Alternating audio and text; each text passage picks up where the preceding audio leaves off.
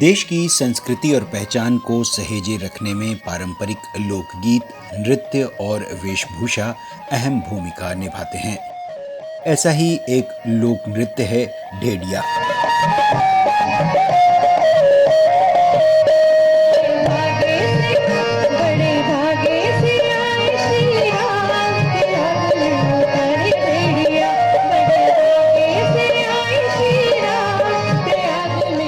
पारंपरिक शादी विवाह में इससे जुड़े गीत गाने वाले ये कलाकार अपनी विरासत और संस्कृति को सहेजे हुए हैं। लेकिन कोरोना काल में इन कलाकारों के सामने 2 जून की रोटी का सवाल खड़ा हो गया है।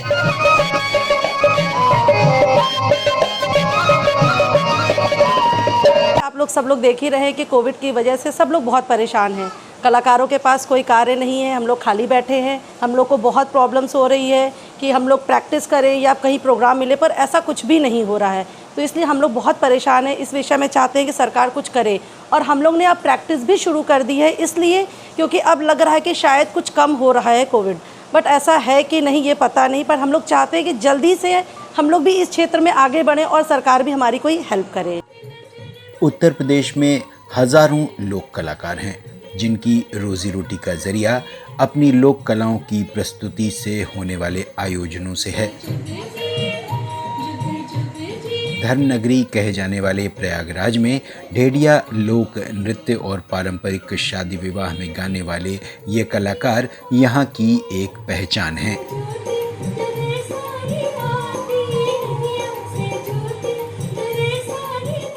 प्रयागराज के साथ देश के हर कोने में अपने नृत्य और संगीत के जरिए इन कलाकारों ने अपनी अलग पहचान बनाई है।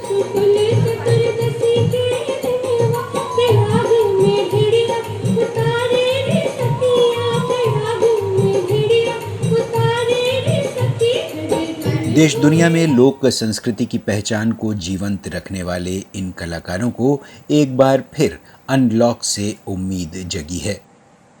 इसी उम्मीद के साथ ये कलाकार अपनी साज सज्जा का सामान सही करने के साथ साथ रिहर्सल में भी जुट गए हैं।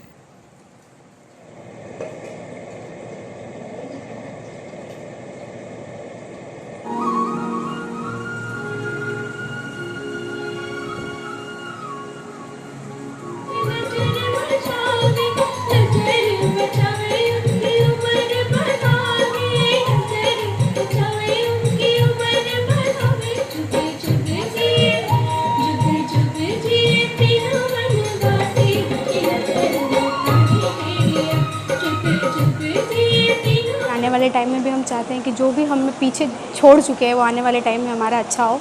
और अब तो अनलॉक भी हो गया है, जिससे कि हमें पूरी आशा है कि अब हमारा प्रोग्राम आगे होगा और सरकार को इस विषय में नहीं चाहिए। कौशाम्बी और इलाहाबाद में ढेडिया त्यौहार भी मनाया जाता है। इसमें बहनें भाइयों की मंगल कामना के लिए ढेडिया उतारती हैं। कहा जाता है कि 14 वर्ष के वनवास के बाद श्री राम जब वापस आए तो अयोध्या की महिलाओं ने उनके स्वागत में मिट्टी के घड़े पर दिया रखकर नृत्य किया। यही ढेडिया नृत्य के नाम से प्रचलित हुआ।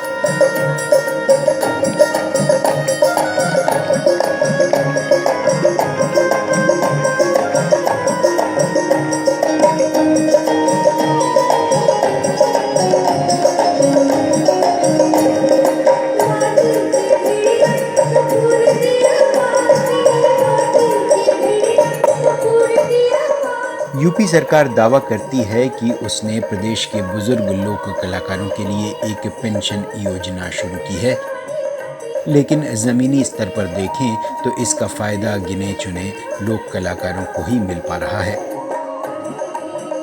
कलाकार चाहते हैं कि डिजिटल तौर पर ही सही सरकार उन्हें परफॉर्म करने का मौका तो दे।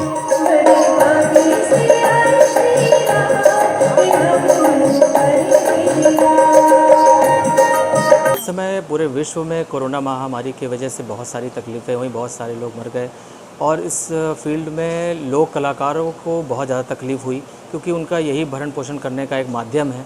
लोक संस्कृति को आगे बढ़ाने के लिए जहां लोक कलाकार इतना मेहनत कर रहे हैं, हम सरकार से गुजारिश करते हैं कि लोक कलाकारों के लिए भी सोचें। बहुत सारे सहायता करने के लिए माध्यम हैं, जैसे कि ऑनलाइन आजकल कार्यक्रम बहुत सारे चल रहे हैं, तो क्यों ना लोक कलाकारों के लिए कोई ऐसा एक स्टेज बनाया जाए जिससे कि लोग वहाँ जाकर के अपनी परफॉर्मेंस दें और उसी का प्रसारण मोबाइल में, व्हाट्सएप पर, फेसबुक पर जहाँ पर जाएगा लोग देखेंगे और कलाकारों की मदद हो सकेगी।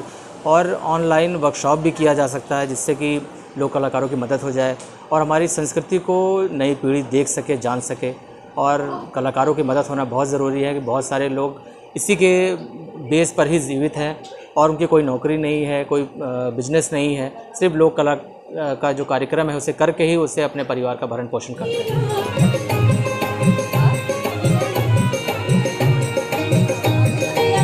कोरोना काल में तमाम लोक कलाकारों पर मंडराते संकट और रोजी रोटी के सवाल को सरकार कितना गंभीरता से लेती है ये कहना तो मुश्किल है, लेकिन इन लोक कलाकारों के लिए फ़िलहाल सरकार से गुहार करने के अलावा और कोई रास्ता नहीं है।